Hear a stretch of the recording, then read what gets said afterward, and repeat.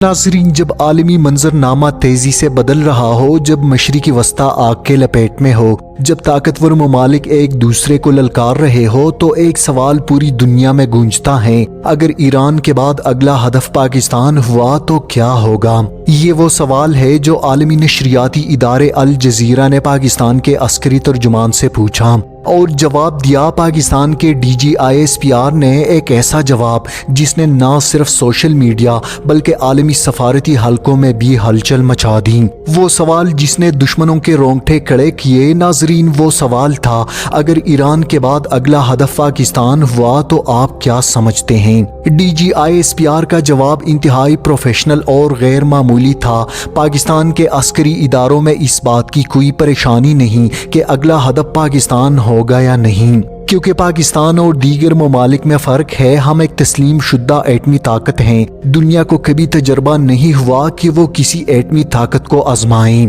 ये सिर्फ एक बयान नहीं था, ये एक पैगाम था, एक वार्निंग और एक यकीन दहानी भी। पाकिस्तान एक तस्लीम शुद्दा एटमी ताकत। पाकिस्तान दुनिया की उन चंद रियासतों में शामिल है जो जौहरी सलाहियत रखती हैं। ये ताकत किसी हादसे का नतीजा नहीं, बल्कि दहाइयों की मेहनत, कुर्बानी और साइंसी जद्दोजहद का समर है। जब 1998 में चागी के पहाड़ गवाह बने, जब पाकिस्तान ने कामयाब एटमी धमाके किए, दुनिया ने देखा कि एक तरक्की पजीर मुल्क ने आलमी ताकतों के दबाव के बावजूद अपना दिफा नाकाबिल तस्खीर बना लिया। ये पैगाम था कि पाकिस्तान एटमी खुद मुख्तारी पर कोई समझौता नहीं करेगा। सिर्फ एटम बम नहीं, बहुत से लोग समझते हैं कि दिफा सिर्फ एटमी हथियारों का नाम है, लेकिन हकीकत इससे कहीं ज्यादा गहरी है। पाकिस्तान आर्मी दुनिया की पेशावर अफवाज में शुमार होती है। दहशत गर्दी के खिलाफ तवील जंग और इंडिया के साथ हालिया जंगों ने इसे हकीकी जंगी तजर्बा दिया।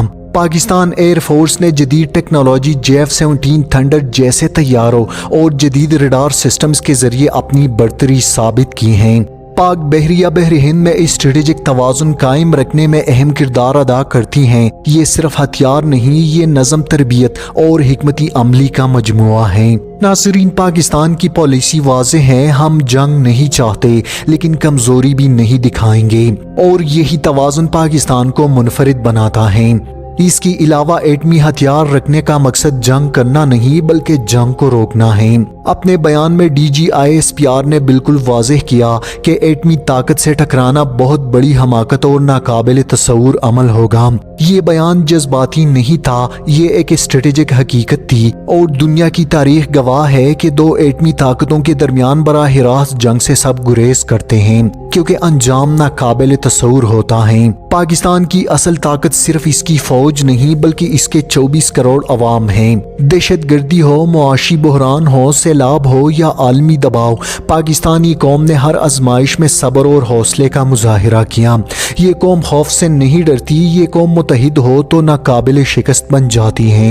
नाज़रीन, DGISPR का बयान सिर्फ दुश्मनों के लिए नहीं था बल्कि दोस्त ममालिक के लिए भी एक इशारा था कि पाकिस्तान जिम्मेदार एटमी रियासत है। हम पहल नहीं करते लेकिन दिफा करना जानते हैं। हम अमन चाहते हैं लेकिन खुद मुख्तारी पर कोई समझौता नहीं करते।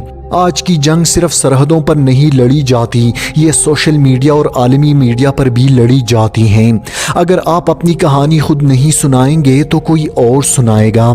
इसलिए ऐसे बयानात अहम होते हैं, ये कौम को एतमाद देते हैं और दुनिया को पैगाम भी। मगर अब सवाल ये है कि क्या वाकई ईरान के बाद पाकिस्तान अगला हदफ हो सकता है। ये सवाल सिर्फ कियास आराई है। हकीकत ये है कि आलमी ताकतें किसी एटमी मुल्क के साथ बराह रास्त तसादुम से गुरेज करती हैं। पाकिस्तान की जोग्राफियाई अहमियत, चीन के साथ ताल्लुकात, खलीजी ममालिक से रवाबित, सब इसे आलमी सियासत में अहम खिलाड़ी बनाते हैं, और किसी भी जारहियत की कीमत बहुत ज्यादा तबाहकुन होगी। पाकिस्तान सिर्फ मौजूदा ताकत पर इन्हिसार नहीं करता बल्कि जदीद technology, cyber warfare, drone systems और दिफाई पैदावार में भी खुद इन्हिसारी की तरफ बढ़ रहा है।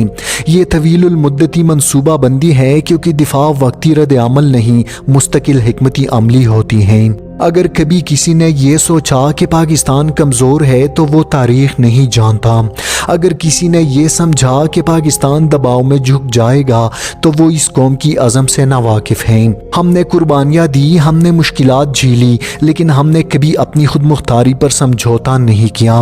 DGISPR کا بیان صرف الفاظ نہیں، یہ قوم کا عزم ہے، یہ ایک پیغام ہے، یہ اعلان ہے کہ پاکستان امن چاہتا ہے، مگر اگر آزمایا گیا تو نتائج ایسے تباہ کن ہوں گے جن کا تصور شاید کسی نے نہ کیا ہو۔ دشمنان پاکستان یہ بات اچھی طرح جانتے ہیں کہ پاکستان اس خطے کا بگڑا ہوا کھلاڑی ہے اور اس کے ساتھ پنگا لینا پاگل اور بھوکے شیر کی منہ میں ہاتھ ڈالنے کے مترادف۔